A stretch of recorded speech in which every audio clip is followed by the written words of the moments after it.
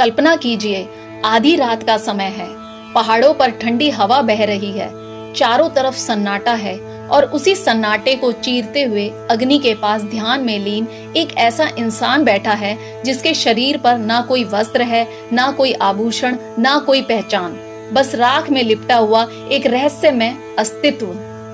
यही है नागा साधु। लेकिन सवाल यह है कि ये लोग कौन हैं? कपड़े क्यों नहीं पहनते? समाज से दूर क्यों रहते हैं? और आखिर इनके पास ऐसी कौन सी शक्ति मानी जाती है जिससे बड़े बड़े राजा और आधुनिक लोग भी आज तक डरते और झुकते आए हैं? नागा साधु केवल साधु नहीं होते, ये त्याग की उस चरम अवस्था का प्रतीक हैं जहां इंसान अपना नाम, अपना शरीर, अपना अतीत और अपना भविष्य तक त्याग देता है। नागा साधु बनने से पहले एक व्यक्ति पूरी तरह से सामाजिक रूप से मर जाता है। उसे उसके परिवार के लिए मृत मान लिया जाता है, उसके लिए पिंडदान तक कर दिया जाता है। यानी जो व्यक्ति नागा साधु बनता है वह इस दुनिया के लिए पहले ही मर चुका होता है और इसके बाद जो जीवन वह जीता है वह केवल आत्मा की यात्रा मानी जाती है। नागा साधुओं का इतिहास बहुत प्राचीन है। कहा जाता है कि इनकी परंपरा हजारों साल पुरानी है।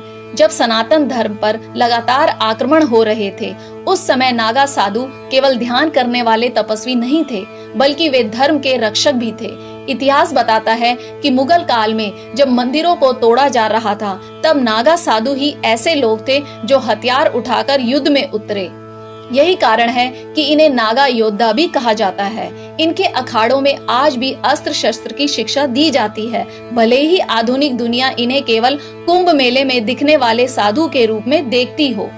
अब सवाल उठता है कि नागा साधु नग्न क्यों रहते हैं? इसका कारण सिर्फ संन्यास नहीं है, बल्कि एक गहरा दार्शनिक अर्थ है।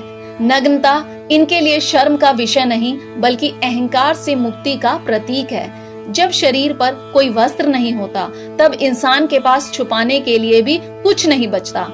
नागा साधु मानते हैं कि जब तक इंसान अपने शरीर को मैं मानता है, तब तक वह मोक्ष की ओर नहीं बढ़ सकता। राख में लिपटना भी इसी का प्रतीक है, क्योंकि राख याद दिलाती है कि यह शरीर अंत में मिट्टी और राख में ही बदल जाना है।